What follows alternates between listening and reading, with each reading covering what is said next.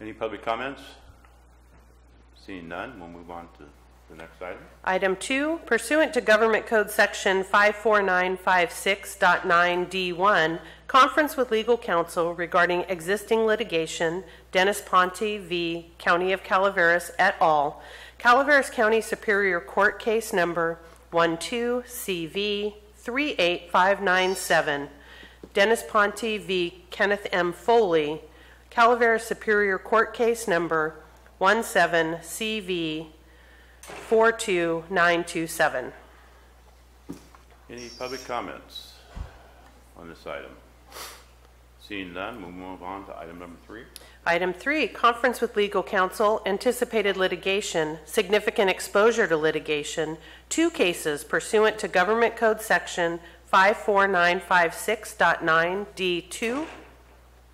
Any public comments on this item? It's our understanding that we can speak at 8 o'clock regarding the department head of the building department. Am I correct? We haven't gotten to that item I yet. don't want to break any protocol on this one. What time should we come in? What is acceptable? You can have public comment. I think the next one is the one you're talking about. So. Then would you like us to leave and then you can just let us know? No, No, you this can is have open. public comments when it brings up. This would be the time. Okay. So. Not quite yet, but Not yes. quite yet. Thank you.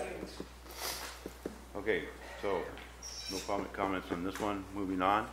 Item 4, public employee performance evaluation, Government Code Section 54957B1, title, building official. Public comments on this item. Good morning, Terry McBride from Mountain Ranch area.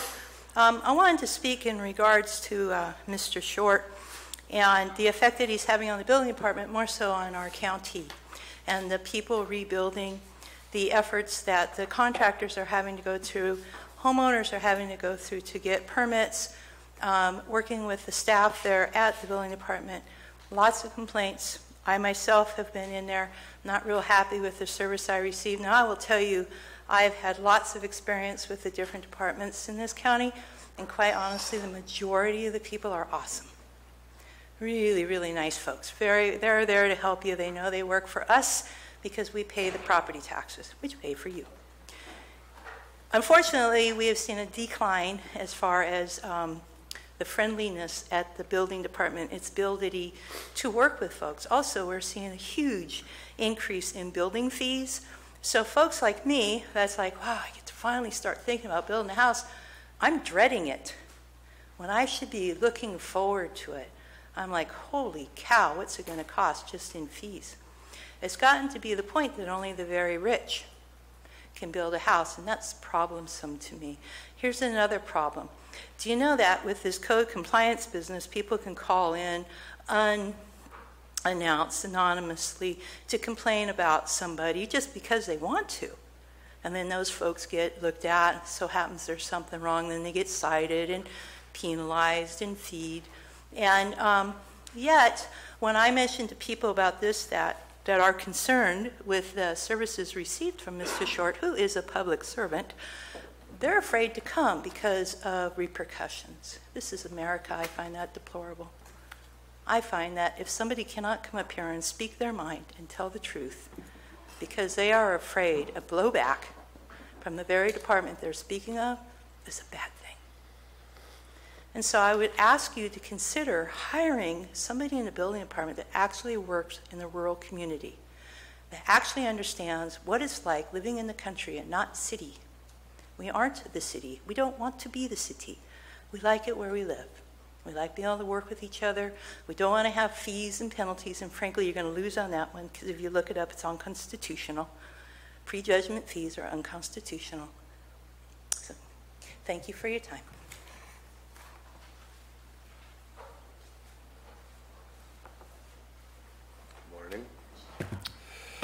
I've already emailed this to the board members and the clerk, but just for the public to hear it.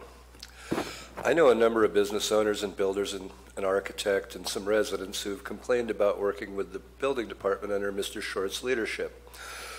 They've complained about the plan check process having become unbearably slow and expensive, and repeatedly having their plans returned for ridiculous revisions and being required to deal with onerous and burdensome minutiae that they've never had to contend with before. I've tried to encourage them to come here and talk about their experience. Their responses were all woven together by a couple common threads: frustration and fear. They tell me they dread dealing with the department like never before, but they don't want to come here and criticize Mr. Short publicly because they don't want to make life any harder on themselves than it already is. I've asked individuals with grievances to come share them, and I get similar responses because most all rural residents of this county have something on their property that violates some code. They just want to be left alone in peace. For example, one person I know wants to extend their deck, but having heard horror stories, they decided it's not worth the risk of getting a permit for fear the inspector will come find some other petty violation while on the site, like maybe a shipping container or a couple other things. So, as a result, either the improvements to the house won't happen for fear of unrelated consequences, or, more likely, a deck gets built without permits or inspections, most likely the latter. How does that promote public safety? It doesn't. It does the opposite. The point I want to convey is that policy direction and implementation under his leadership is creating a culture of fear of interacting with his department, and this undermines the department's credibility and alleged mission of promoting public safety. I'd like to know how many real imminent public safety hazards versus how many petty infractions like shipping container violations have been acted on by code in the last 6 months. I urge the board to direct Mr. Short to prioritize safety over cost recovery. Adapt the department to the environment. Don't try to adapt the environment to the department. You guys are in the driver's seat. Show me, what's your real priority? Public safety and thriving communities, or total cost recovery at any cost? The leadership of this department has a greater impact on the fabric of our communities than I ever imagined or had occasion to consider prior to Mr. Short's brief tenure. So please direct his focus wisely for the benefit of all concerned. Thank you and good morning.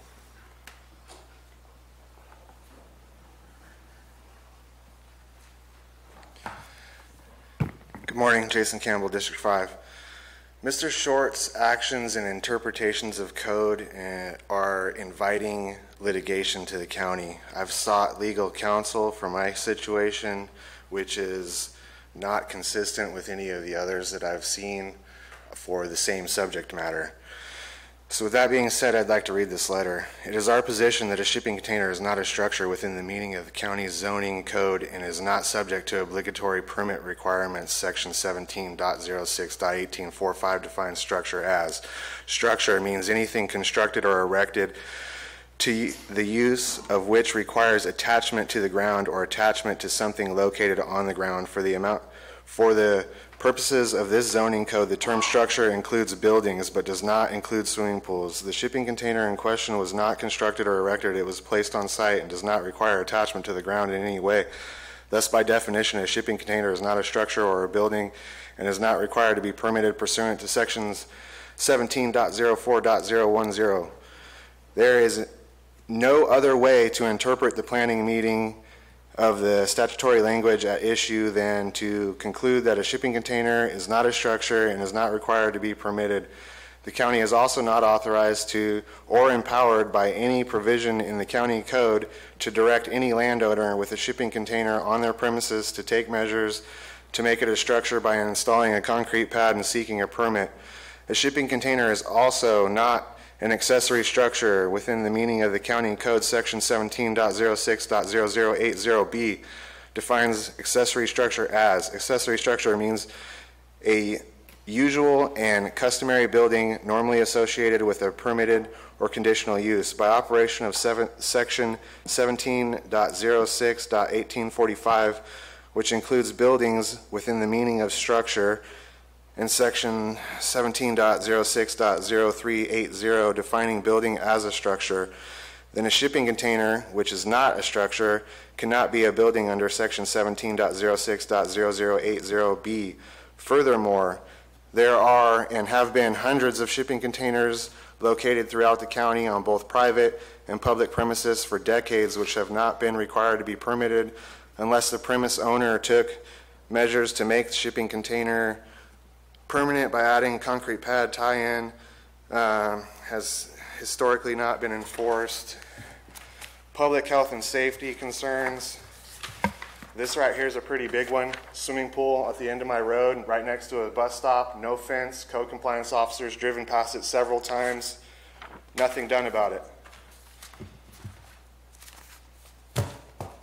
Thank you. Have a good morning.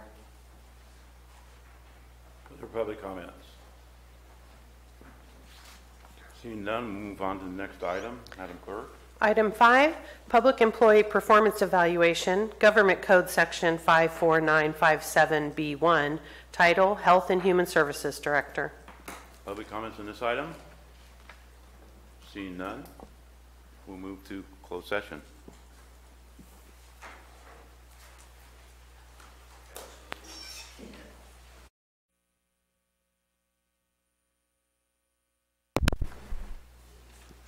Good morning. Welcome to the Calaveras County Board of Supervisors special meeting for August 7th, 2018. Please join us in the pledge. Al Segalia, can you please lead us? Please follow me. I pledge allegiance to the flag of the United States of America and to the republic for which it stands, one nation, under God, indivisible, with liberty and justice for all.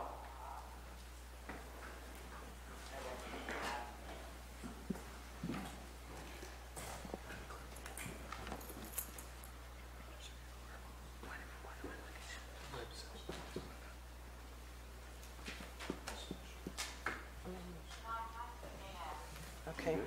Yeah, this website wasn't coming up. That's not we govern, that's the website. Madam Clerk, would you please read out from closed session for us? Item 1, Public Employee Discipline Dismissal Release pursuant to Government Code Section 54957B1. There was no reportable action taken. Item 2, pursuant to Government Code Section 54956.9D1, conference with legal counsel regarding existing litigation, Dennis Ponte v. County of Calaveras et al., Calaveras County Superior Court Case Number 12CV38597, Dennis Ponte v. Kenneth M. Foley, Calaveras Superior Court Case Number 17CV42927. Supervisor Clapp recused himself from this discussion on this item. There was no reportable action taken, and the item was tabled until August 21st. Item 3, conference with legal counsel, anticipated litigation, significant exposure to litigation, 2 cases pursuant to Government Code Section 54956.9D2. There was no reportable action taken. Item 4, Public Employee Performance Evaluation, Government Code Section 54957B1, Title, Building Official. This item will be heard at the close of today's open session. Item 5, Public Employee Performance Evaluation, Government Code Section 54957B1, Title, Health and Human Services Director. This item will also be heard after the open session today. Thank you, Madam Clerk. Moving on to announcements. Announcements. This is a time for board members and county staff to provide updates of upcoming county events that may be of interest to the public. Any board announcements? Supervisor Garamendi. Thank you very much, Mr. Chair. I'd like to express, our concern for victims up in the Mendocino Complex fire, as well as all the other fires burning around the state. Poor Lake County has been hit 3 years in a row, and their county is very similar to ours in size and structure. and in talking to their supervisors up there, they've got their hands full, and I hope that when the smoke settles and they start their recovery, we're able to help them as much as we can with our experience, help guide them through there. So my heart goes out to them. But also I wanted to, on Friday at 11 o'clock in Mountain Ranch, we're opening a community safety center, which will be a sheriff's substation, as well as Consolidated Fire will have a common area where they'll be able to put volunteers for a couple days a week so the community have greater access. And we're very excited about that. It's a nice move for the community, and sort of brings us all the way around as we hopefully begin to see the end of the light of the tunnel for our fire recovery 3 years ago. So everybody's welcome. There's going to be a luncheon afterwards, and a nice opportunity for the community. So if any of my fellow supervisors want to join, you're welcome to join as well. Thank you. Any other board announcements? Any staff announcements? Seeing none, we'll move on to the next item. Madam Clerk. Public comment. Any item of interest to the public that is within the subject matter jurisdiction of the board and is not posted on the consent or regular agendas may be addressed during the public comment period. California law prohibits the board from taking action on any matter which is not posted on the agenda unless it is determined to be an emergency by the Board of Supervisors. If public comment is completed before the 30-minute allotted time period, the board may immediately move to the next order of business. If public comment is not completed during the allotted time period, it will be continued as the last item of business in order to provide an opportunity for the remainder of comments to be heard. Public comments. Any public comments at this time?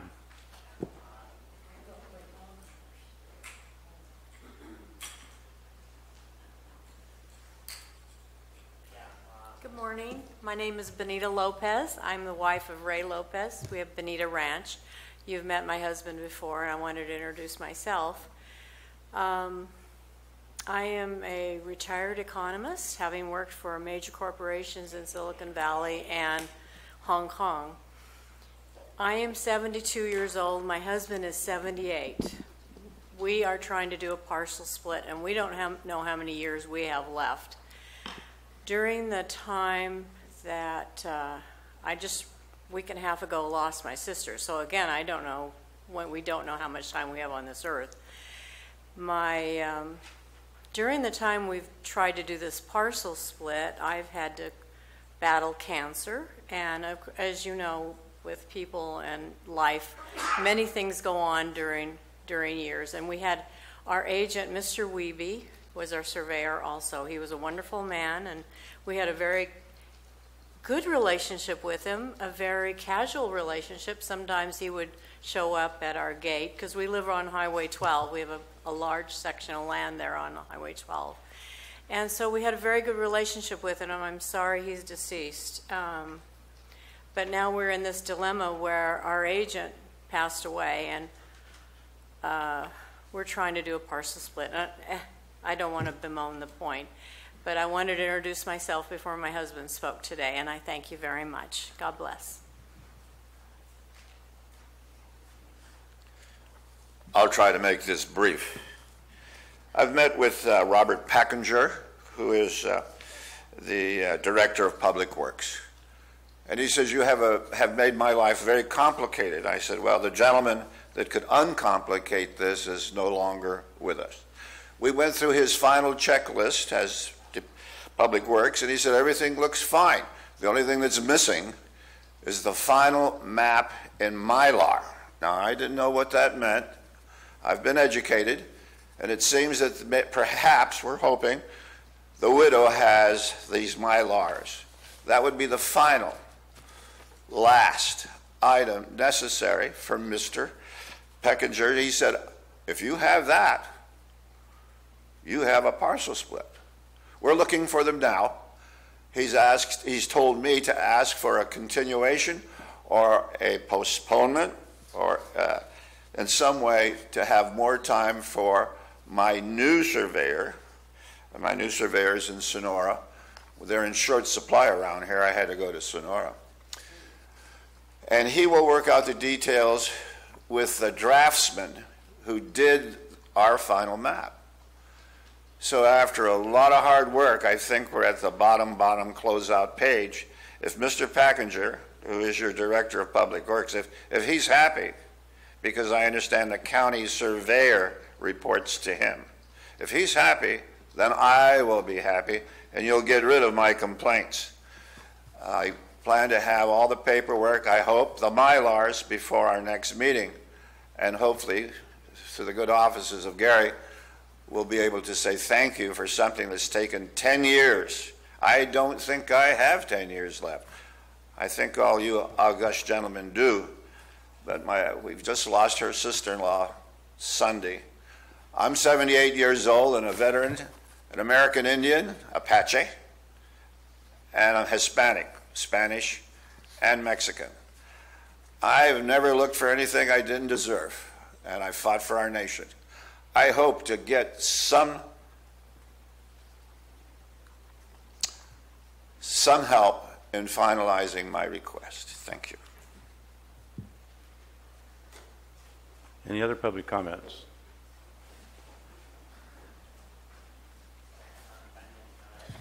Good morning, Jason Campbell, District 5.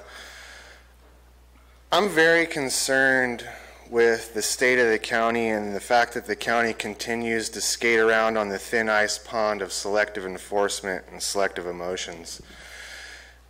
There is simply no denying the fact that selective enforcement is going on.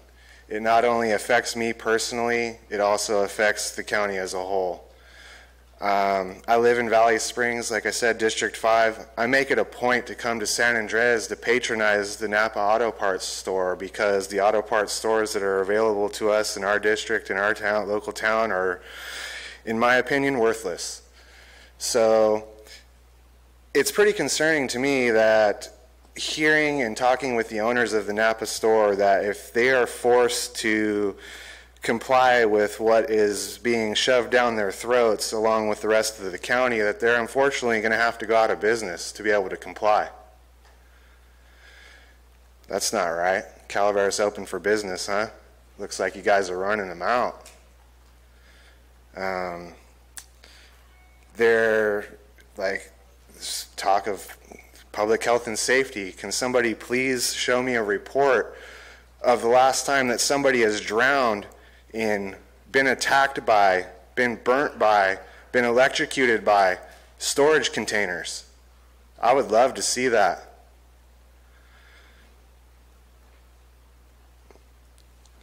What you guys are doing and what you're allowing department heads to do is, I can't even find words for it that are, I'm speechless on that. Like, it's absolutely incredible to me that we can go to a meeting also and have 3 people that work for the same department in the same meeting that give 3 different answers to the same question. There's talk about how everybody's willing to work with the public and help them to come into compliance. Well, gentlemen, when I go into the building and code compliance, I get laughed at, snickered at. They think it's funny. They think this is a big game, a joke. It's not. It's not a joke to me. It's not a joke to a lot of people in the county. Shouldn't be a joke to you guys. I have letters that I get that are completely inaccurate, that have discrepancies from one person to the next that are getting the same letter supposedly for the same violation or same courtesy letter. And as far as I understand, courtesy letters don't even exist at this point. So are you guys already operating under parts of the new 806, or you just let Ed do whatever he wants? Thank you. Thank you. Have a good day. Any other public comments?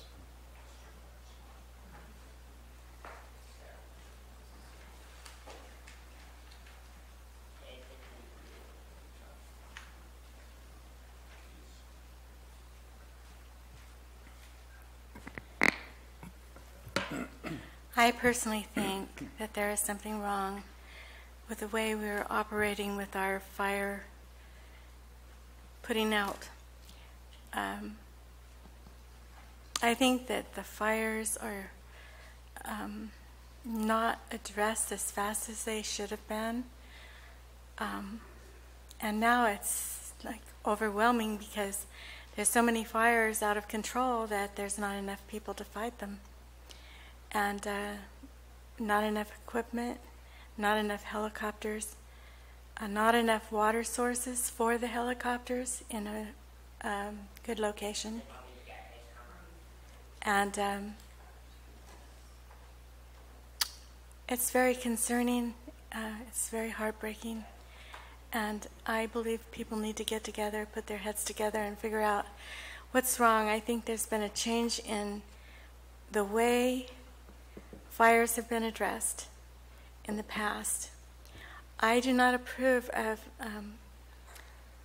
the Department of California Forestry to change their name to CAL FIRE, because I believe that the forest is very important.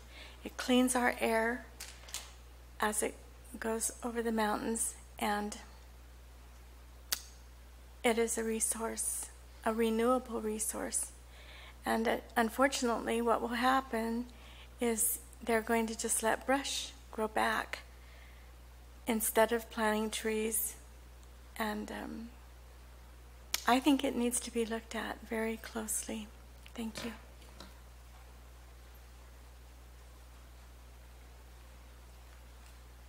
Good morning. I didn't intend to get up during public comment, but I just received a text message, somebody watching at home and wanting to know if it is allowed to put political signs up in the room. There's a sign leaning against the wall in its direct view of camera, and it's been done for many weeks, and this is an anti-clap sign. And if this is allowed to do that, are we allowed to bring in signs supporting him to hang on the back wall so that they're in view of the camera as well? I don't know if you can see them from where you're at, but if you watch it on TV, it's center frame when somebody is up here talking about it. You can see the sign directly in view, and I'm not sure what the rules are. Are political signs allowed? And if they are, they should be allowed for everybody.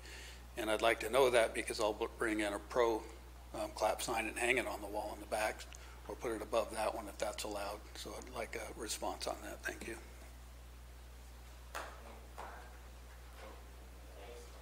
Public comments?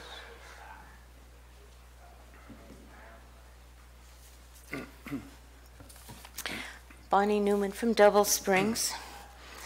I have some information for you all in case you haven't heard about it. A new system for verifying services provided to IHSS clients, the Electronic Visit Verification, EVV, has been mandated by the federal government and will be implemented by the state of California within the next 18 months. EVV is a telephone and computer-based system that electronically verifies when services are provided. This system will verify the type of service performed, the individual receiving the service, the date of service, location of service, individual providing the service, time the service begins and ends.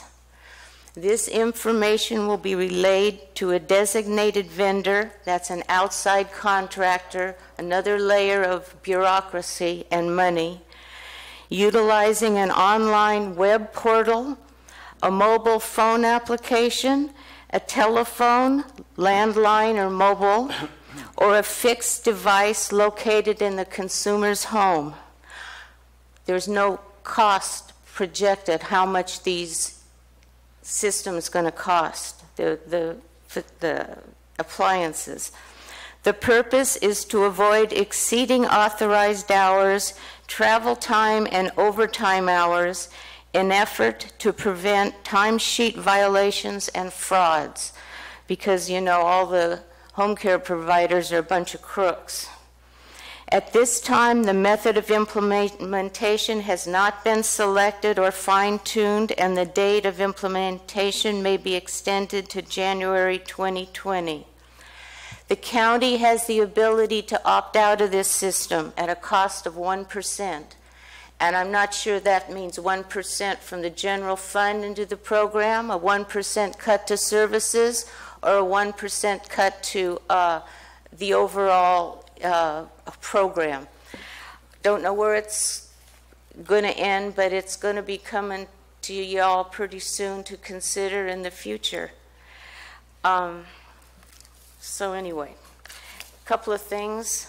Don't have a whole lot of time. Somebody has started dumping garbage at the top of Double Springs in front of the pond. Okay, there's a refrigerator out there, there's boxes, there's bags. Who do we go to get help in trying to get that crap that's dumped there? And can we ever get a sign that says no dumping and a code to know that people are in trouble if they dump there? Because it happens often, yearly. Thank you very much.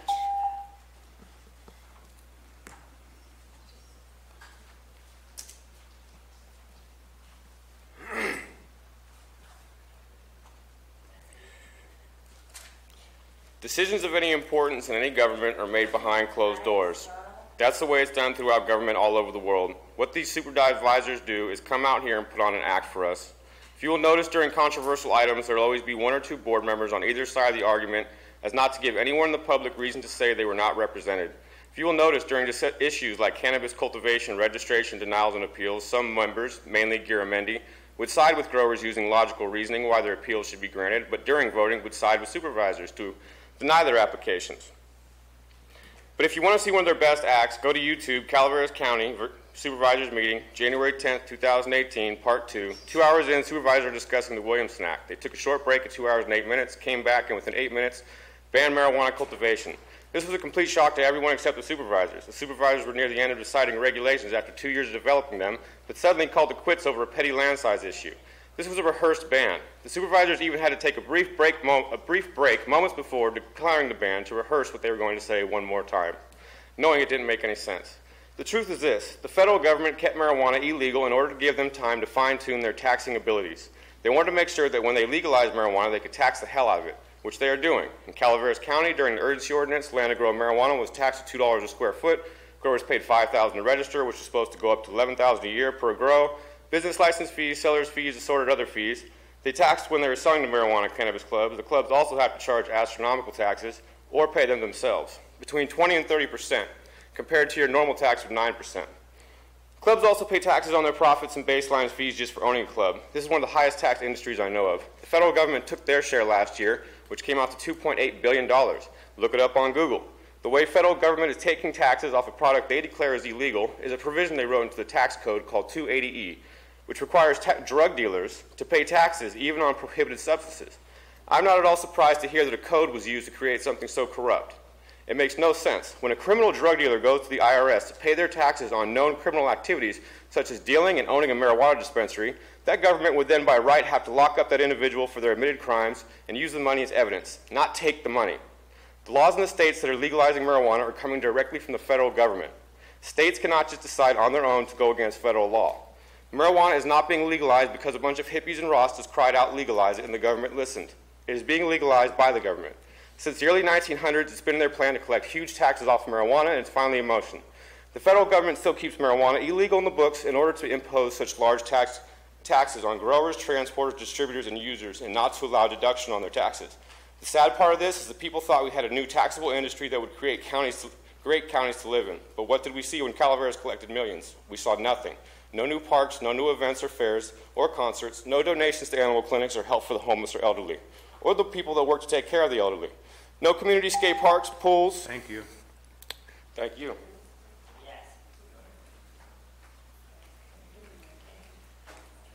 Hi, good morning, ladies and gentlemen. My name is Danielle Maxwell. I'm from Avery. I'd like to add a little bit to the EVV. The EVV does violate the Lanterman's Act and the ADA Act, American Disability Act. If the county does decide to jump on this, they could be under scrutiny for violating those federal laws. So I just highly suggest not to do this and to look more into it. It also violates our 14th Amendment because reasoning is it's fraud, which gives them probable cause and search and seizures to come into our home and violate our personal privacy, and it's very invasive. Also, it's an intuitive data, so it's constantly collecting unnecessary data that's being streamed to the cloud, which there's no security on that. One thing I'd like to address is JJ here represents a third of the consumers in IHSS in this county under the age of 18. I've applied personally for him, personally for myself, different positions, and I filled out an application for him when I've been denied those two. Recently, he has been denied, and the reasoning was that I got from Diane's server was, good afternoon, Danielle. Thank you for submitting your application.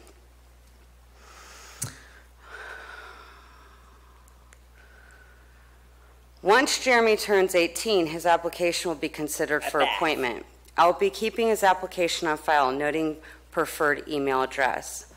For consideration at that time, please contact me and then submit this application to the Board of Supervisors. This is discrimination. I'd like to know why we're being discriminated. He represents a third of the consumers in our community. And if this board doesn't allow anybody under the age of 18 to advocate for those consumers, this is pure discrimination upon age. There's 40 seconds. I'd like an answer.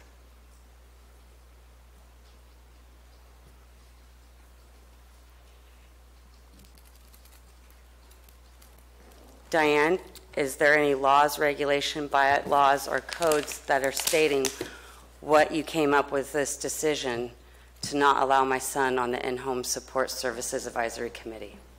Well, County Council. I would just note that it is a requirement for all of the appointees. There are certain committees and commissions that allow for minors to be appointed, but when the board appoints individuals to committees and commissions, they are it is a public office, not to be confused with a public officer, but it is a public office. And to hold a public office, it's a requirement that you be an adult. There are, like I said, some committees and commissions that are geared toward minors, and in those situations statutorily that we are allowed to appoint minors, but IHSS is not one of those committees. IHSS represents children and disabled children under the age of 18, and the board needs to look at this and recognize this is a discrimination, and you guys have the power to do implementation without litigation. And IHSS represents all ages, and my son's being discriminated, and that law is discriminate towards my son. So what law and code was that you were reading from? I would just note that I don't have the statute on hand in front of me. Yeah, if you'll stay on afterwards, we'll get with you and give you the code she's speaking from and all the information. And at this point, it would be also unlawful for me to advocate for my son. Thank you. Public comment. You've had 3 minutes. We'll get with you afterwards and give you the information. All right, let's go, JJ. How about me take us ahead of mommy? No, it's time's up. Come on. Other public comments?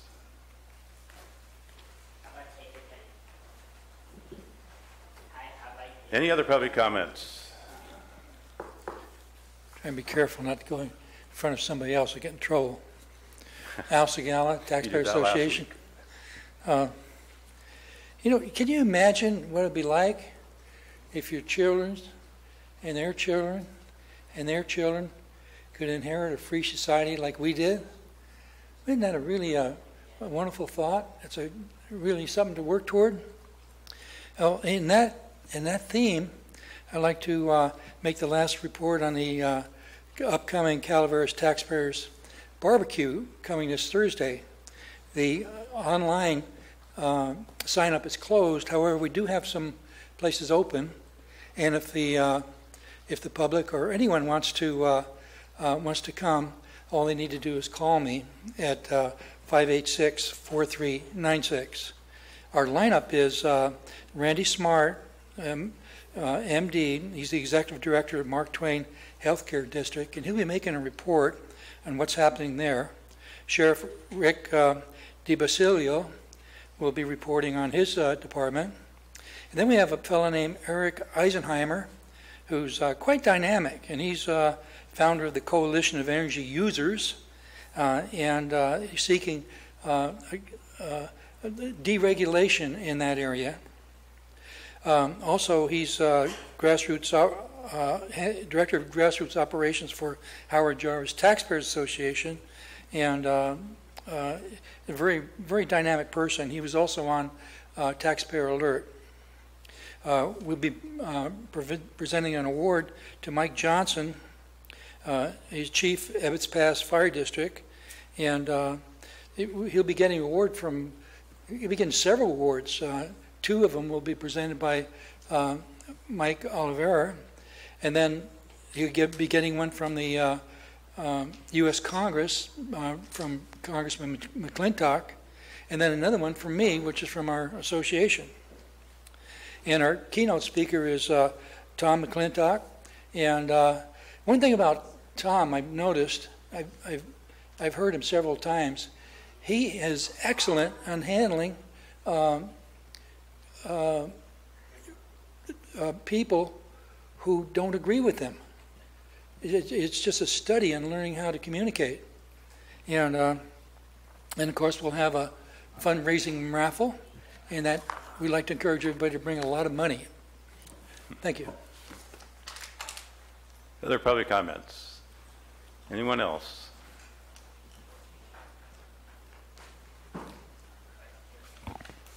Hello, Board. Trevor Whitkey, CCA. There was a working group, industry working group meeting yesterday that was held in the Sequoia Room in the IHSS building. And in the meeting, it was mentioned by Ed Short that the upcoming town halls will be wide-ranging in dealing with a number of different topics. It is unclear what the focus and the purpose of the town hall meetings is, and there's an issue that has been brought up by other members of the public regarding the Brown Act and the violation of the Brown Act that happened when the motion was made to include town hall meetings that were not otherwise agendized in the agenda packet or in the agenda that was presented on July 10th. This pretty closely corresponds to Hernandez versus Town of Apple Valley, which is case law in this area. I know that it's been provided to county staff and mention of this has been made. However, it appears that the county is going to be moving forward with these town halls without having provided the community an opportunity to provide input on the expenditure of resources for these town halls, the scope, and what the actual intent and purpose of these town halls are. The matter was only brought up during board deliberations after public comment had ended on July 10th. Therefore, those who had come and spoken on the issue were unable to actually speak to the idea of town hall meetings. We believe that the issue of town hall meetings is a discrete agendizable item, and that if the board wants to take action on that item, they need to put it on an agenda. I have with me a cure and correct letter. This cure and correct letter includes the actual, I have one copy of the case in reference, and it's been signed by a number of people. The address at the bottom is the address that you can send the letter to in response. And thank you.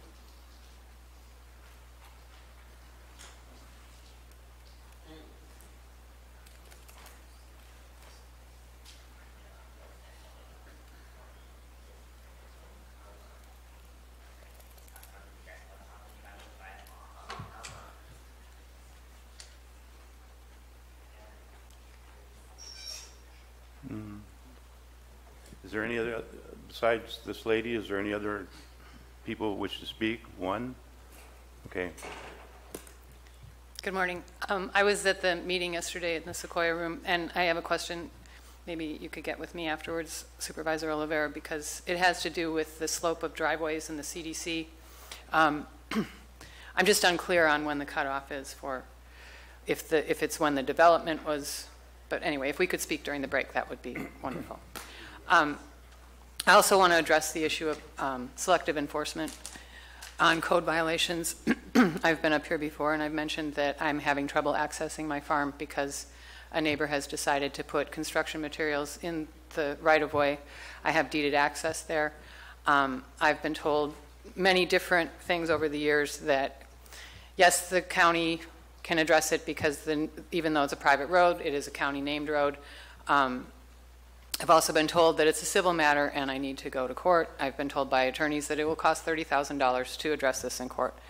So it's a public safety issue in that first responders cannot find my house. There have been so many illegal driveways in this particular area that it's a maze when you get out. It used to be a straight shot to our property. So I would like to encourage the county to find someone who can run the building department in a fair and equitable manner. I don't feel like the building department is user-friendly. I think that it's appalling after a major disaster that people are being penalized and the county doesn't seem to want to work with people on the rebuild. And I just think that we can do better, and I'd like to encourage that our department heads work with the citizenry instead of looking at us as cash cows that you can fine and fee into oblivion. Thank you.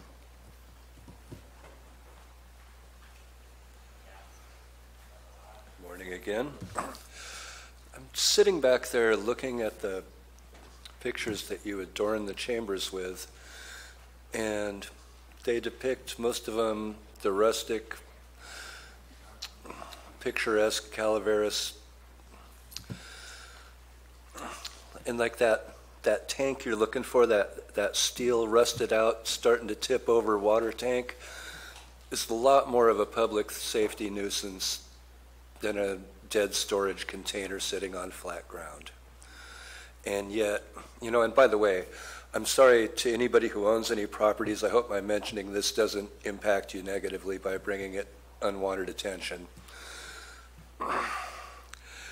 But yeah, just to follow on Beth's comments too, I don't like the tone and tenor and overall direction that department in particular and this board who is in charge of running it is taking our county government. This is just tearing at the fabric of our community. This is insane. This is a snake eating its tail. It's chasing diminishing returns. It's making mistakes that previous ones, like calling one class of people slaves, we should have all learned from this by now. When you start to segregate people by classes, you're asking for problems. You're not asking for, you're creating them. Anyway, I'll let it go for now because I don't have a good, coherent comment to make, but it's just striking and telling that the things that attract people here, according to public safety, should, and I don't condone this and I don't want it, but they should be razed to the ground and summarily abated compared to things that you're actually doing. So just think about it, please. Thank you. All right, that concludes public comments. We'll move on to consent agenda. Consent agenda items are expected to be routine and non-controversial. They will be acted upon by the board at one time without discussion. Any board member, staff member, or interested party may request removal of an item from the consent agenda for later discussion. Any board member wish to pull an item? None. Staff? Any member of the public? County Council, item 6. Item number 6. All right. I'll look for a motion for item number 7. All right. I won't ask for a motion for item number 7. Item number 6, Al, excuse me, first Madam Clerk, would you read? Thank you. Yeah. If you can wait 1 second. Hold on to Al. Okay. We'll let her read off the agenda here. Item 6 is from County Council to authorize the chair and vice chair to sign a letter to co-chairs Dodd and Holden of the Wildfire Conference Committee highlighting significant concerns with the governor's July 24th, 2018 proposal, specifically that the proposal to change inverse condemnation liability is unconstitutional, impractical, and unfair to private property owners as well as public entities. Al, you have a question? Yes, Al Secala, Taxpayer Association. I'm really pleased to see this. This is one of the things that pretty rare it comes up where the board is actually defending private property rights, and also our county council takes a lot of courage if you're an attorney to really stand up and be so strong on something like this. And so we're really pleased to see this.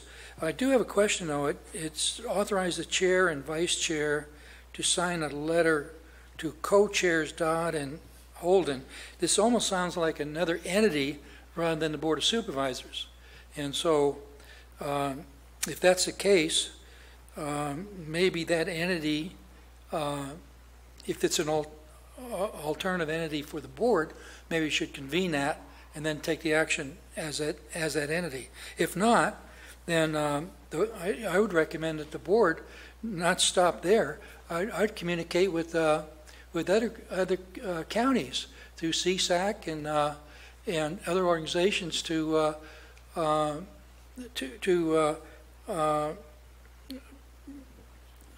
help everybody in the state that runs into a similar situation.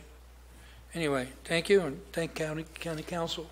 Any other public questions or comments? Comment, not a question. I've mentioned before that I seek opportunities to come up here and say something positive to you guys, to congratulate you on a job well done, and this is one of those. On behalf of myself and a lot of other people who have not yet received settlements from their losses in the Butte fire, thanks, I appreciate it. And to Megan, if you wrote that language, thanks, you've helped inform my letter and refine it and make it better.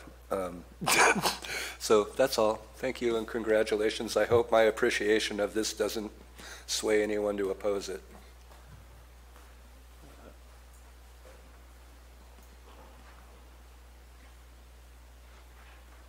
Is there any way the public could just get a quick and clear description of what this means, change inverse condemnation liability? I mean, I myself don't exactly know what you guys are talking about, so, and I'd like to know not specifically what public entities, but what type of public entities are we talking about, because this could hurt private property owners, but I'd like to know what are these public entities. I'd probably understood if I knew what change inverse condemnation liability means, but just a quick, clear description so we know what is actually getting discussed. Thank you.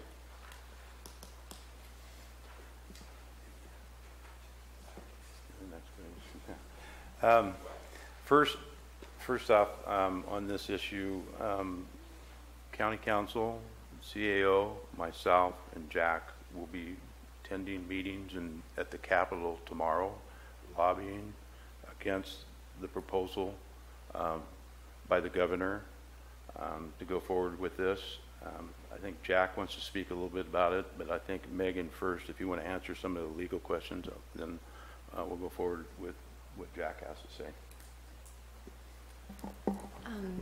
As far as in the recommendation, it refers to inverse condemnation, that that the governor's recommendation is unconstitutional, impractical, unfair to private property owners as well as public entities. Public entities is any public entity, whether it be a city, a county, a special district, anything that is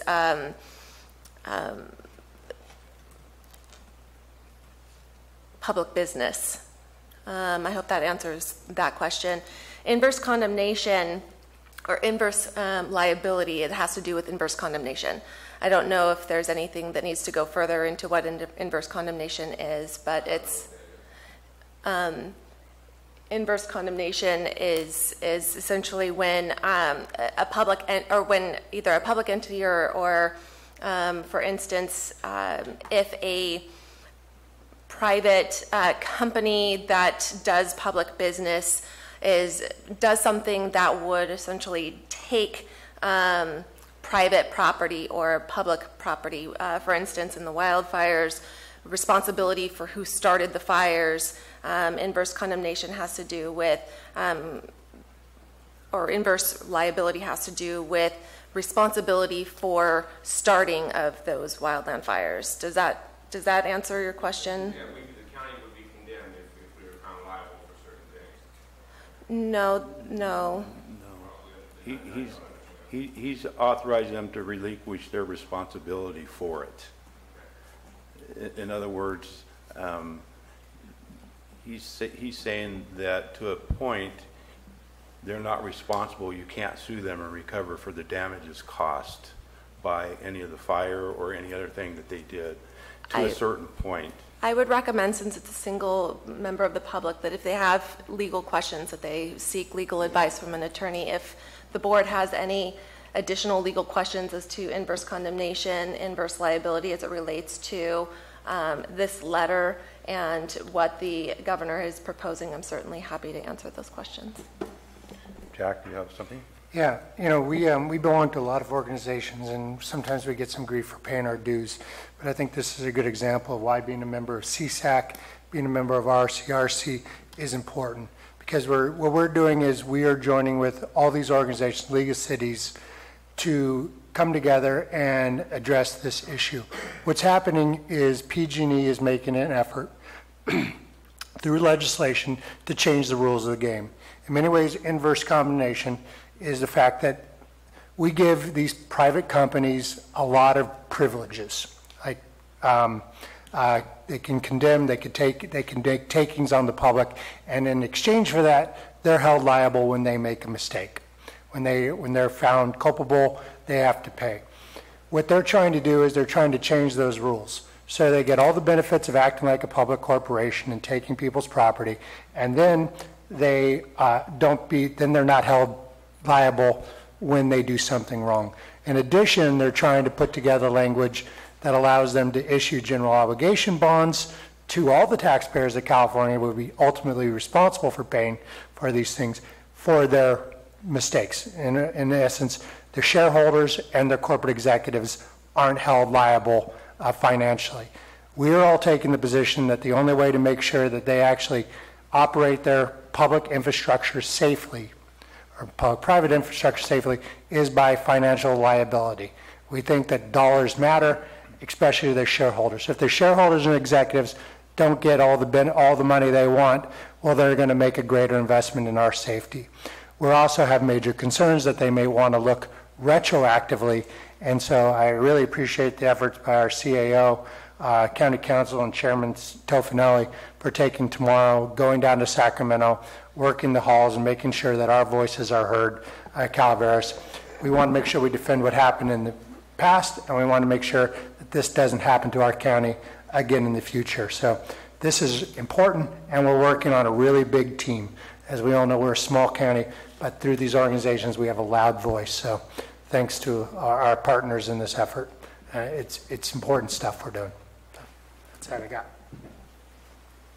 So with that being said, I'm looking for a motion. Comment first. Comment. Thank you. Supervisor Mills. Additionally to this discussion is that San Diego has hardened their infrastructure on their service lines, and that includes their switchgear, et cetera, so that they're not auto-closing, which is what we're dealing with here, is when we have limbs hit and things happen, our systems under PG&E will attempt to reclose or re-energize that circuit multiple times. In San Diego, they actually have to physically go out and make the close. So there are ways that PG&E could help to improve the situation. It's just that at this point, it hasn't become a priority, and I hope that you'll carry that discussion with you in regards to fire safety, because this is a key component. They are the largest utility supplier in, I believe, California, probably in the western states. as far as square miles. So they've got a tremendous responsibility here to the safety of our communities. And I just want to ensure that we would support anything they could do to harden that infrastructure. So that's my comment. Supervisor Oliveira. A quick comment, Mr. Chair. Thank you. Supervisor Garamendi, are you representing in Sacramento as Calaveras County and or CRC, or is it just Calaveras County? I'm Calaveras County's representative to RCRC, so both. Okay, that's good because CSAC chairs that same position. Unfortunately, we can't have 3 people up there, so I commend you for you and the chair's efforts and county council. As long as we don't hang out and talk about it as a group, I'm sure we'd love to have extra help. Okay, you have my total support. All right, with that being said, looking for a motion. So move. A motion by Supervisor Garamendi. Second. Second by Supervisor Mills. All in favor? Aye. Opposed? Passes 5-0. Madam Clerk, moving on to item number 7. Item 7 is from the Administrative Office to approve an agreement for coroner services between the County of Calaveras and Calaveras Mortuaries Incorporated for the period of July 1, 2017 through October 31st, 2018, and authorize the county coroner to sign the agreement. Bonnie, you pulled this item? Yes, I did. I noticed the dates is from over a year ago to 2 months from now. So is this like a retroactive contract, or are these dates wrong? And if they're wrong, let's correct them. If this is a retroactive contract, is that money coming out of last year's budget, or is it coming out of this year's budget? And how much money is it, and for what kind of services that have already been provided? Any other public comments or questions on this item? Yeah, Al Segala, Taxpayer Association. I think, I'm not sure, but I think the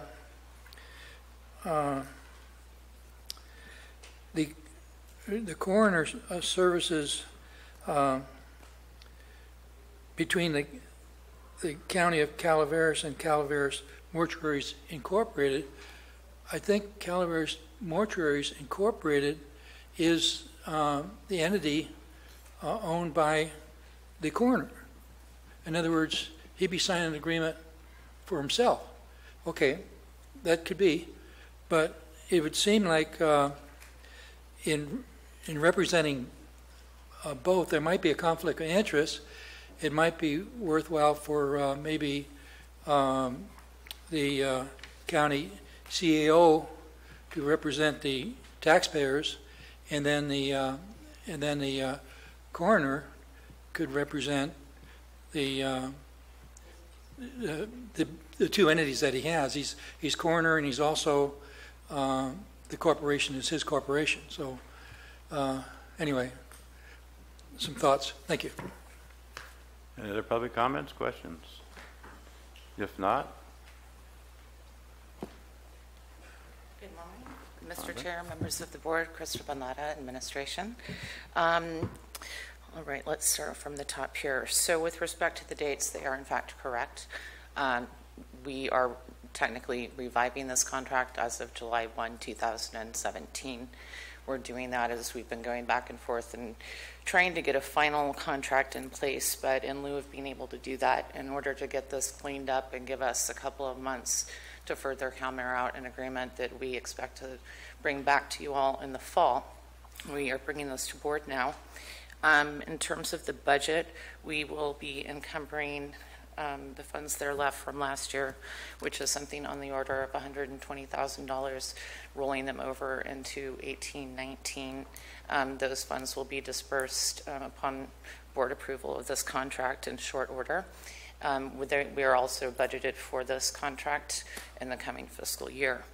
In terms of the ownership of the entity, the coroner is here today, and I'll let him respond to some of that. I do want to highlight that this contract will be countersigned by the board chair, as well as having already been executed by the coroner. And I hope that alleviates some of the fears of concerned citizens in that regard. Does the board have any other additional questions or issues that I may address at this time? No? Kevin, you want to answer?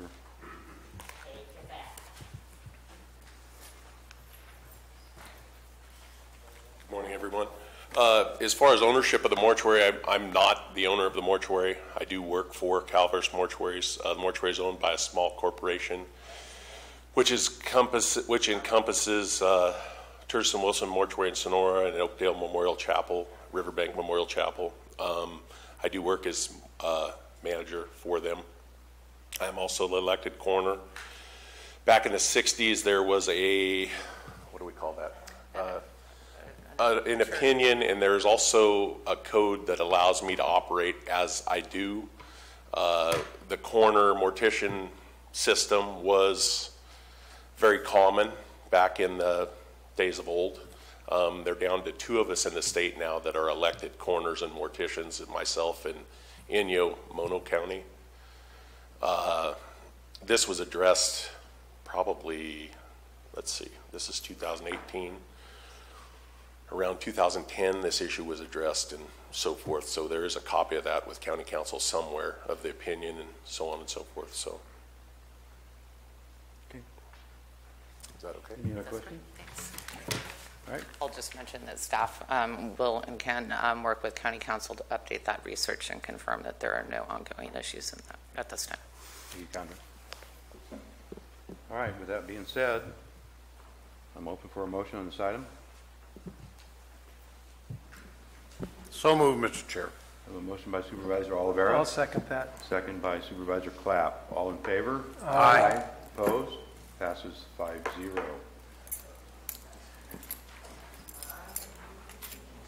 Madam Clerk, moving on to our regular agenda. Item 8 is from the Administrative Office to update on award of bid for tax collector security window wall project. Before we move forward, I'm sorry, we need to take a 5-minute break, 10-minute break for the board clerk. So we'll 10-minute break. All right, we are back from break. Madam Clerk, you want to read item number 8 one more time for us? Did you want to do an announcement first? Read item number 8. Did you want to do an announcement first? Sure. Excuse Okay. me. I think CAO has an announcement he wants. I had just wanted to make note that there was another fire that just touched off in Vallecito, Murphy's area. It's at 6 Mile Road and Old Murphy's Road. At this point, OES was just tasked with helping some of the logistics, so we don't have more information. You can always go to OES's Facebook and Twitter feed for any updates, evacuations. If any impacted areas are issued evacuation orders, would be sent out via the notification system. And just an opportunity to remind people, you can voluntarily sign up for notification system. Now we do have capabilities where we'll blast out notifications to everybody in an impacted area, whether you sign up or not. But it's always a good opportunity for you to provide OES with contact information in case you're away from home or it doesn't go to the phone number that someone's at. As this progresses again, we'll continue to provide updates. Thank you. Now, Madam. Okay. Item 8 is from the Administrative Office. Update on award of bid for tax collector security window wall project. Bonnie. Good morning, Mr. Chair, members of the board, Bonnie Rich Administration. This item is an update of the award of the construction bid for the tax collector security window wall project.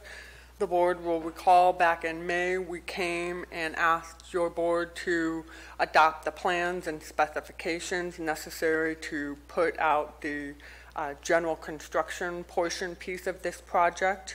We have gone through that process. We had sold one sole qualified respondent, BP Interiors of Sacramento. We have 3 components to this project. A custom fabricated level 3 ballistic window that has been manufactured and built to specifications and is ready for shipment. A portion of this project includes some cabinetry work as a result of the counter space remodel, and then the general contractor to put all those pieces together for us. We just received the final payment and performance bonds from BP Interiors, and I am prepared to craft the contract.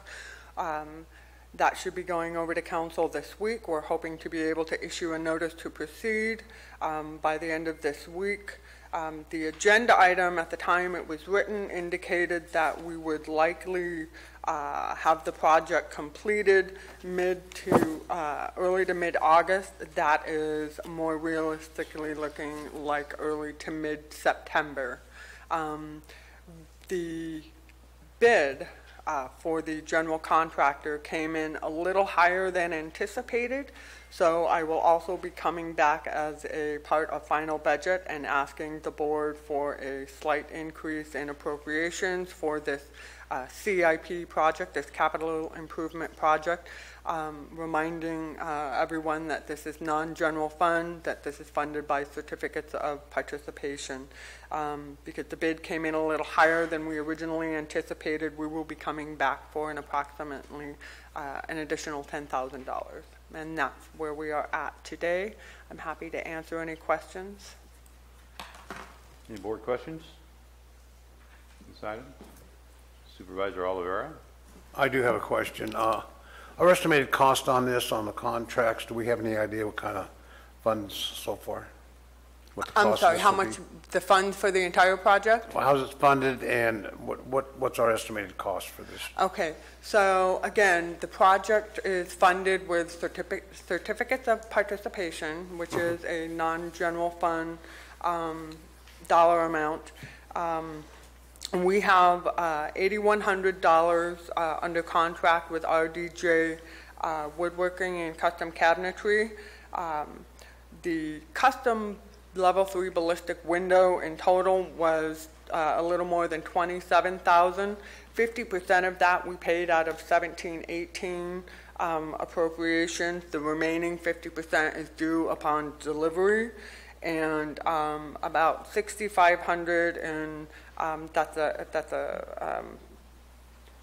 $6,500 in project management costs, and then the general contractor $55,940. So the total project costs are about $84,176 for 18-19, and as such, we're about $10,500 short, and so that's when we will be coming back at final for a minor adjustment to that project. So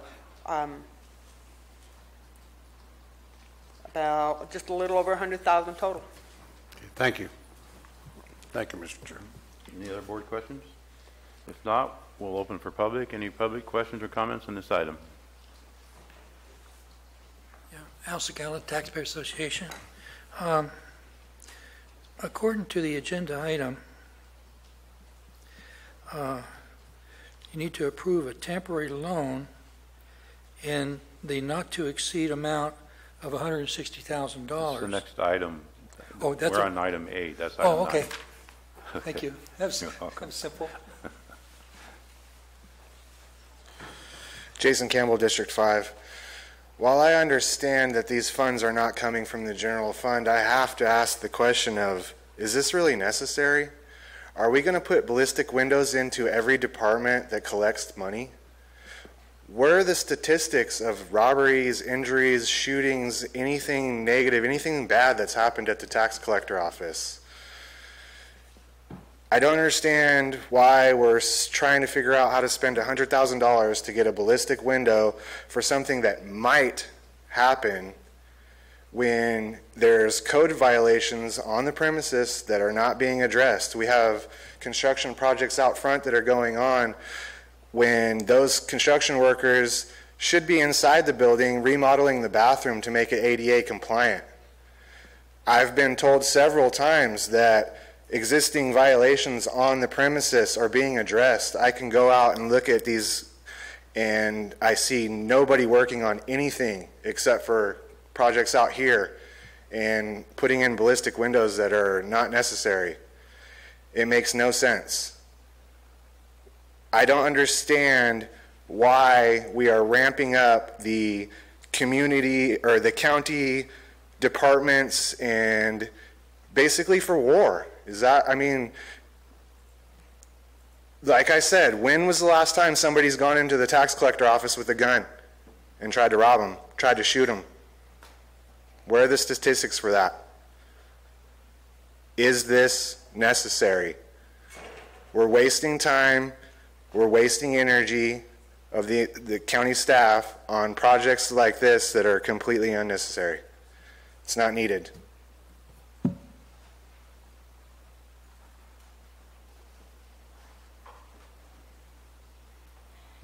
How you doing? You guys could say that this money's not coming from the general fund. You know, it doesn't really matter what name or what word you guys put on this funding. It came from taxpayer dollars. It's period, point blank. That's where it came from. There are no other areas. We talked about this before. This was talked about before. There are no other counties that have this. I don't think you guys can even name any counties that have this at the tax collector's office. Your excuse was maybe the courthouse has this. Well, of course, that courthouse and that jail, they wasted a lot of money on a lot of different things they didn't need. But that's what they did. So I don't want to hear that as an excuse. That's why we need a bulletproof glass at the tax collector's office. Nobody else has this at all. And instead of putting money into something like this, we've got people living on minimum wage, working at the hospitals and at these healthcare places that are taking care of sick and dying people. An extremely hard emotional job. But we overlook that and we throw in a window. There is a reason for this window. The reason is that you guys are going to regulate marijuana again.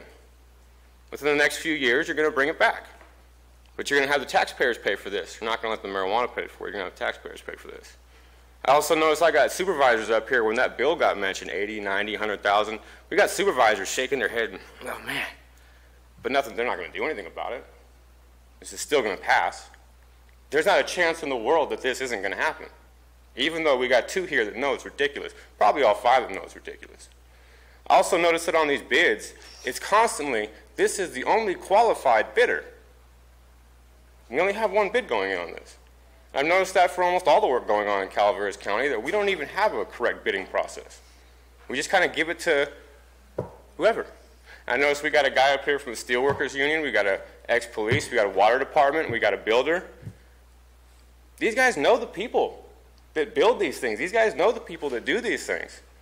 It's odd to me that we have these no-bid contracts. We got only 1 qualified bidder.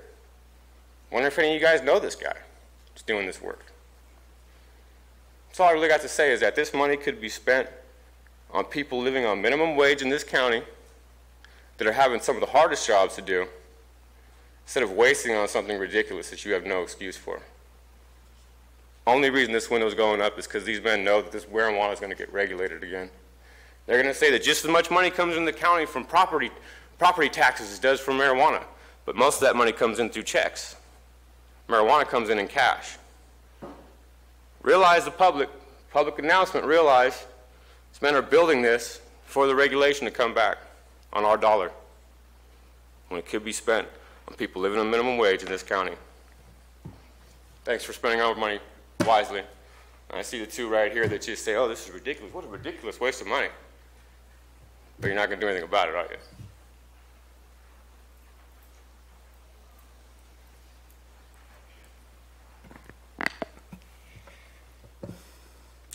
There is a reason that that wall is needed, because a lot of people that were burned out in the Butte fire, some of the people sold their property at high prices to marijuana growers.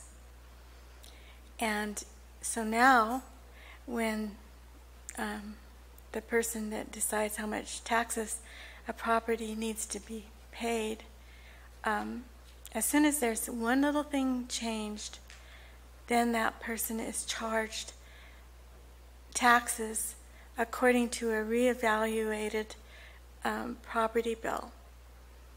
And that reevaluation is based on the fact that someone got paid a lot of money for their property from people who wanted to grow marijuana. And that is why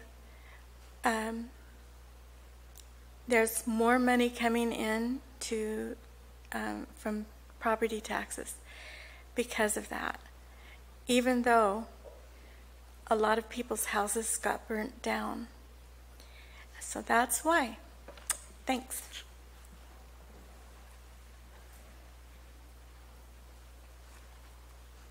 Good morning. I am concerned about the fact that there's only one bid and that the one bid is out of Calaveras County.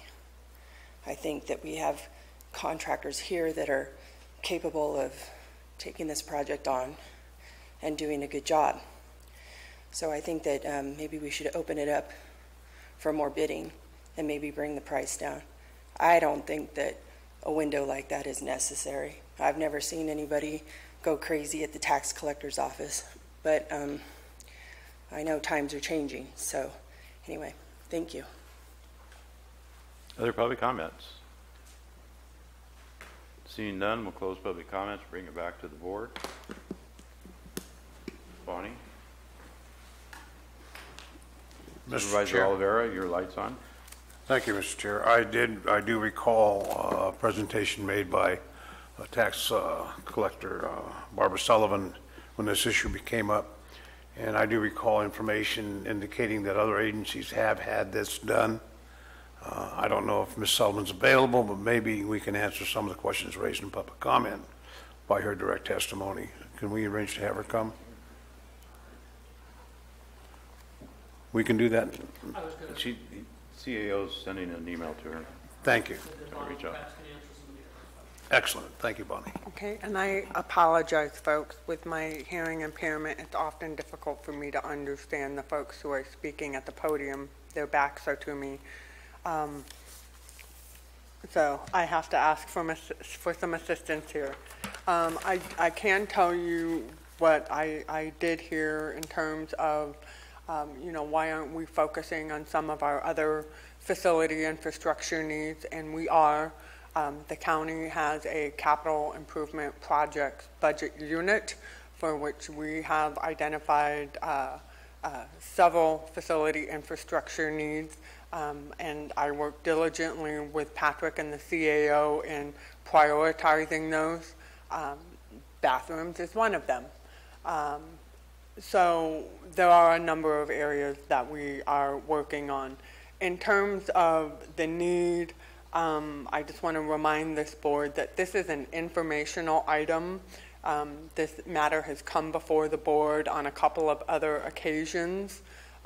We are far enough into this project, having ordered a custom window that we cannot return to turn back now. It is not uncommon for municipalities across the nation to have, protective windows, glasses, doors, and walls for a variety of reasons. And I apologize. If I can get some assistance, what were some of the other questions? Why there was only one bid for this? Okay, because there was only one response. We actually put the bid out twice. The first time there was no responses, and then we put it out a second time immediately and received one final response. Under normal circumstances, given one of the things that we're working on in the CAO's office is to upgrade our county ordinances for both purchasing and public projects in terms of elevating thresholds. Normally, under a project of this magnitude for the general contractor portion, we wouldn't be required to put it out for bid under public contract code, but because our current ordinance is more restrictive, we're bound by those. So normally, we wouldn't have even had to go through this formal competitive selection process, and the project would be further along, but we have other legislative mandates or requirements to meet under public contract code. I want the public and the board to know that we utilize a third-party purchasing program, if you will, known as public purchase, publicpurchase.com, which is used by a number of organizations throughout the state. We reach out to all interested contractors, bidders, and vendors who are registered. It's a free service. It doesn't cost anything. We also advertise all of our competitive solicitation processes in local newspaper. So we do reach out extensively. Why we received only one response, I don't know. Construction industry is booming again. Schools were out for the summer. A lot of folks are working on school projects over the summer before, the little ones go back. It could be any number of reasons, but the reality is we did only receive one qualified response. I think one of the other things was CIP funds being used for wages. For raises? Yeah. Not to my knowledge. Yeah, but I think the question is, why aren't we using CIP funds for wages? That's not the question. The Yeah, question is, so why are we using taxpayer dollars? we're using CIP funds. I can tell you that with certificates of participation, there's limited use for what we can use those funds for. They have to be facility related. So we are limited in terms of what we can use those funds for. Okay. All right. Barbara, you have anything to add? I think one of the questions were about none of these windows or any other facilities. Well, let me go back about a year and a half, I think it was, or before that when this all started. So it didn't start with just recently, and we had people that would do the job back then. So then we had a new administration come in. We had to do it differently. So this has been in the works for a long time. So as far as the windows in other counties, I don't know. I know there are some. I couldn't tell you. I've been at Tuolumne. I didn't even notice if she had one. I don't know. That's not why I'm getting it. So like I said, this is a year and a half in the making. And this is at staff and board level. I would like to to. say. I don't know. Every time this gets brought forward, it's another issue. So either do it or don't. We need to get this resolved. Okay. Any other? Supervisor Mills, your light's on? Yeah, just comments. Everybody's aware that CCWD has a bulletproof window, and it was $60,000, I think, roughly, to put that in. There are many, many agencies that have windows where cash is handled, and it's you can even go into state facilities and you find it all over the place. As far as the bidding is concerned, I know you might be familiar with Dodge Scan, or anybody that's been in contracting knows that there are other systems like that where contractors, even outside of California, have an ability to see what is available. But you're exactly right, Bonnie, is that this is that time of year when all of the contractors regarding schools are really beyond their workload, trying to get those jobs completed before school starts.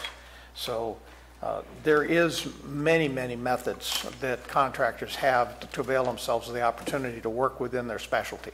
And it's their choice as to whether or not they want to take advantage of that. As far as the funding, there's no general funds in this thing at all. So I want to be assured and let everybody know that this is something that we're starting to do, something so a little unique in Calaveras County, and that is we're starting to plan for the future. And capital improvement projects or capital improvement plans do exactly that. So this is one of many, and we will see more of them coming down as we continue to work that list that we have. And it's not a one-year plan, it's a 2-year, 5-year plan, and it is something that I think no matter who's on this board, we'll want to continue to do. We'll want to be active in those work. I mean, speak specifically to the air conditioning systems here, to go back to 1964, is a good example of, we got to plan for the future because we're just wasting enormous amounts of energy on old equipment. So this is something that I know Ms. Sullivan has wanted for some time, and I see the value in it, so I am in full support of what she's trying to get done. Supervisor Garamendi? We got to move forward. This is informational, but it is a lot of money, but employee safety is very important. I just regret that we live in a world that this is a concern. But unfortunately, with mass shootings and the way the world is, this is the one we live in. So I hope we move forward and get her done. All right, this was an informational item, so there's no action required. Thank you very much. And we will move on to the next item, item number 9. Madam Clerk. Item 9 is from the Administrative Office to authorize the Auditor Controller to make short-term transfers from general fund monies to meet certain fiscal year 2017-18 operating expenses, which short-term transfers shall be repaid when the related grant or other reimbursements are received. Authorize the Auditor Controller to transfer funds from the general fund to cover obligations for the outstanding operating expenses of certain departments for which no grant or other funds are available or expected to be received. Authorize the Auditor Controller to make certain technical adjustments that will not have an effect on the general fund. Approve a temporary loan in the not-to-exceed amount of $160,000 from the general fund 1010 to the Transit Services Fund number 1021 to be repaid during fiscal year 2018-19 and authorize the Auditor Controller to effect the related transactions. This requires a 4/5 affirmative vote of the board. Krista, it's your item. Indeed. Mr. Chair, members of the board, good morning. Krista Valnata, Administration. As I believe you're all aware, in anticipation of fiscal year and closing of the books by the Auditor Controller, there are often certain issues that need to be addressed in order for that to happen. In this case, we basically have 4 buckets of dollars that need to be set aside and managed so that she can do that on or about August 10th. Before I get into those numbers, I would like to highlight that there has been a change on the exhibit, and that in fact the $37,962 of victim witness funds that were not expected to be reimbursed, we have since received documentation that that is in the works, and those funds will be received in 18-19. So that brings us to what happens or what we're requesting in terms of the general fund transfers, short-term transfers, the loan, and the technical adjustments. So the ultimate dollar amount in terms of general fund transfers that we would not expect to receive reimbursement for, just a true general fund outlay, will be in the amount of $121,822. We can get into the breakdown of that if you wish. For now, I'll move on to the short-term transfers that will enable the Auditor Controller to cover operating expenses if need be. If there is no cash flow issue, then we will not actually be using any general fund monies. So this is all about cash flow, mainly as a result of reimbursement grants that where the reimbursement has yet to be received, but will be in 18-19.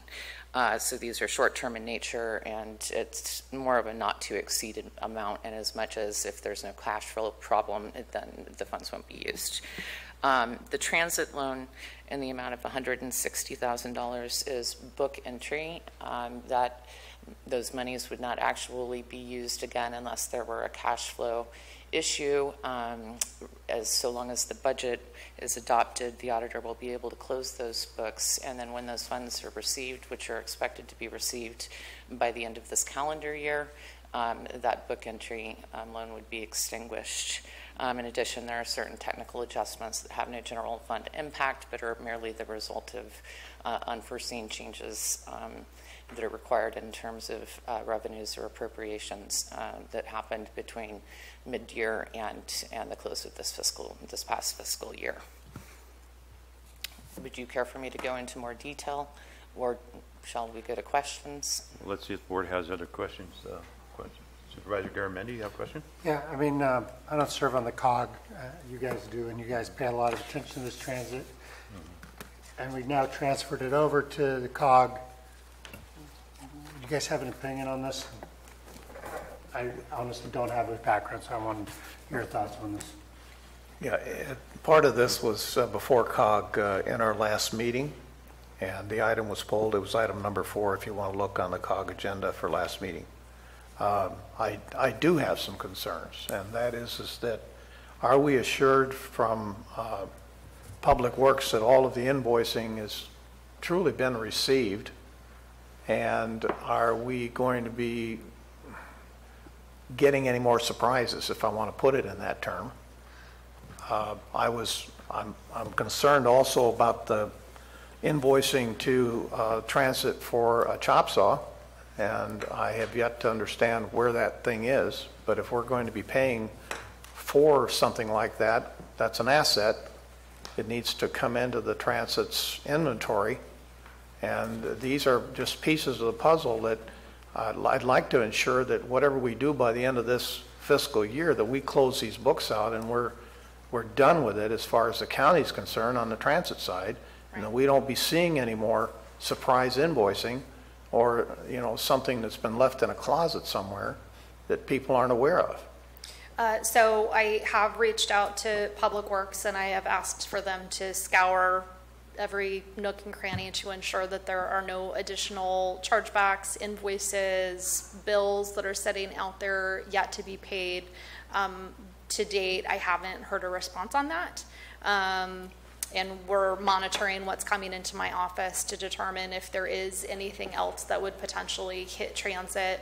We did leave, that's why we made it the loan a not to exceed amount, and we did buffer a little bit more in the increased appropriations just in case, but it's not by that much. So I can't necessarily guarantee that you know, if something else is out there, if there's a vendor another vendor invoice that for some reason we have not received that, that would be an issue that we'd have to deal with. I did also have a meeting with the interim Public Works director that we really do need a solid closeout of all of the inventory, all of the construction in progress activities, to determine if they should be closed, if they should be deobligated, and basically do a closeout for the Council of Governments to determine what they're going to accept in terms of those projects.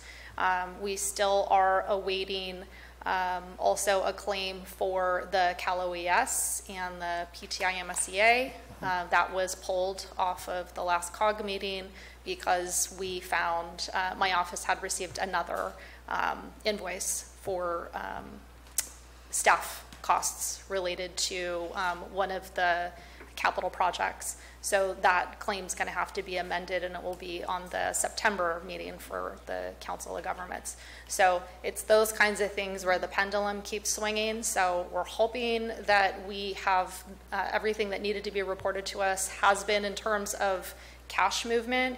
Now we're just trying to focus on the capital and the equipment and make sure that all of that is closed out and that there's a full deliverable to the Council of Governments. And at this point, we've had a very thorough conversation with the interim Public Works director to ensure that that is in the process of getting done. I don't believe that the Council of Governments should be accepting it in any other manner. Right. And they are not going to. So well, we're trying to determine what we are going to be left with. And what the Council of Governments is going to be. So if there was a particular issue where, you know, something doesn't end the way that we thought it was going to, then there potentially is where we would have to address that in 1819, because that would be after close. But we'll have to cross that bridge when we get there. At this point, I've been very, very clear in what my expectation is, that they need to go through everything that's over there. They need to get us absolutely everything so we can close this thing out and be done. And at this point, you know, I feel like that expectation has been very clear. There's one item that I think you may, and I don't see Matt here, to look into. I know that there was some invoices that had to do with bus stop enclosures, and I'm not sure if all those invoices came in. There's three that they didn't do, and we took it over at COG, but there was 2 that were in process. So just, you may look at those, that they may come back and bite us, that we're not completely done with those or paid off 100% to those vendors. So. Correct, and those are kind of the ones that I've asked for, you know, where are we with that information? Because to date, we have not gotten that closeout information. So those are the ones that I'm kind of... So the 160 encompasses those? The 160 encompasses the total amount that we would be short any funding source of any kind that you know of, that I'm aware of. So at this point, we have a verbal agreement with the Council of Governments to work with us in 1819 to assist us in paying the 17-18 operational void, right? Because we didn't get the FTA, the federal revenue that had been anticipated. So if we could go back in time and we knew that we weren't going to get the federal revenue, we would have had the discussion at that point to stop services or work with the Council of Governments to increase an LTF allocation, right? But that's not what happened. So we're trying to put Humpty Dumpty back together again backwards. So that's what the discussion has been. We've had discussions with COG, they've had discussions with FTA, they've had discussions with the TDA auditors to make sure that we can do what we think, you know, our compromise is. And thus far, that's what we're moving ahead with. If for some reason something happens where not all of the 160, up to 160, we can actually pull in from LTF because it's determined, I don't know, something happens, we will be back. Rebecca, pay particular attention to the solar lighting. That's been going on since 2011. Correct. So it would be and those very are easy for them to have misplaced invoices or misplaced billing statements during that period. So we would have paid all of the invoices. I think the issue that we find is that if the invoices were paid and applied to something else, right? And right. So like the $2,000 of staff time, it was applied to a different project in Public Works, and then they found it, and then that's why it came over so late. So that would be my concern, is while they're going through their records, they find where an invoice was applied to a project that had nothing to do with transit, and then they uncover it. So it would have been paid, it just would have been paid out against a different project. So those are the ones that I have concerns with. So I did emphasize to Matt Boyer, we really need the CIP closed out. So you either, you know, this is the cutoff, this is what you've spent to date, and you're abandoning it because it's no longer a viable, you know, bus stop, or you went through the engineering phase and you realized it's just not a viable, you know, activity, or you're finished, or there's one more phase and the Council of Governments is willing to take on that last phase. It's trying to figure out which bucket did those fall in. And so I gave him the list, I gave him what I have, I gave him what is still outstanding in terms of the whole I don't know. So he was going to be working with staff to get that information. That list of staff times regarding the solar lighting project is pretty amazing to look at, and a little bit disconcerting that we would spend that much staff time on a project of that nature. It just isn't quite making sense in my world. So I'm also concerned about the inability to receive the federal revenue that we, you know, that goes back to another story all unto itself. But we'll get that cleaned up. I just want to be sure that when we hand things to COG and the transit takes it over, that we have given them a clean slate and that there's no more surprises. And that's what we're trying to do as well. So we want to have complete clean book of records as of June 30th and as of July 1st when we roll everything over to that new JPA, then we're clean. We're not going back and we're not trying to figure out how to correct anything after the fact. And your staff time's not being billed in this, is it? My staff time goes up into smoke because it's part of direct charges that I'm not going to get back and indirect charges that I'm not going to get back. So. I just thought I'd mention it. Yeah. Okay. Thank you. Supervisor Oliveira? I think I've got my answers, but I want to make sure that I did. So what we did, we let COG take over the transit system, and we haven't been able to completely pass over all the invoicing, if you will. We're trying to research that. And they did not receive their federal funding, or we didn't receive it, whatever. So we're going to loan them $160,000. No, Is that they it? are loaning us. Oh, they're loaning us on it? We did not get the federal funding. Okay. So they're giving us $160,000? Yes. Okay. And we'll be paying that back once we get our federal funding, when we submit all of our invoices. There will be no federal funding. It's never coming into us. So what the Council of Governments is doing is they are going to try to earmark some future LTF money, which is that quarter cent sales tax. Mm-hmm. Okay, and so they're going to basically pay us for last year's operating costs that had no funding source for them, and then we will use that money to pay the general fund back. Okay. So the COG is going to give it to Transit. Transit's going to pay back the general fund. Okay. Unless something happens, and then I'll be back here. And I'm sorry, Ms. Callen, but when you say that, I just get a chill up the back of my spine.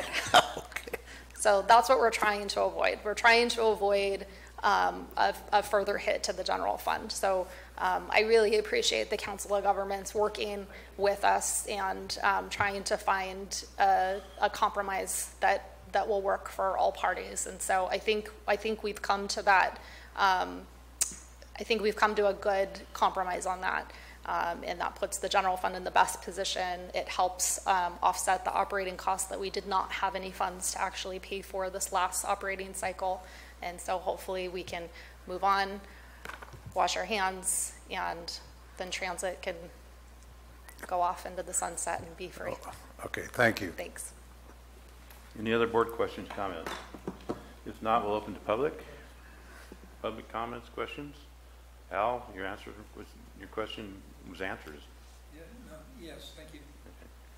No other public comments, then we'll close public comments, bring it back to the board. Other deliberations, questions on this item? If not, I'm looking for a motion. So moved, Chair. I have a motion by Supervisor Mills. Do I have a second? I'll second it. I have a second by Supervisor Clapp. I'll call for a vote. All in favor? Aye. Aye. Opposed? Passes 5-0. Yes, and the CIO has an update on the fire that just started on 6 Mile Road. Yes, thank you. I just wanted to let everyone know that that fire has been contained and put out. Fast work by our firefighters, and thanking them again for the amazing response. All right. And at this point, we will conclude the regular agenda by going into supervisor's announcements, although I do not see it on. No, you don't have that on this agenda. This is a special meeting. Special meeting, don't we? Okay, then we will go to closed session. Yes. And retire from the regular agenda.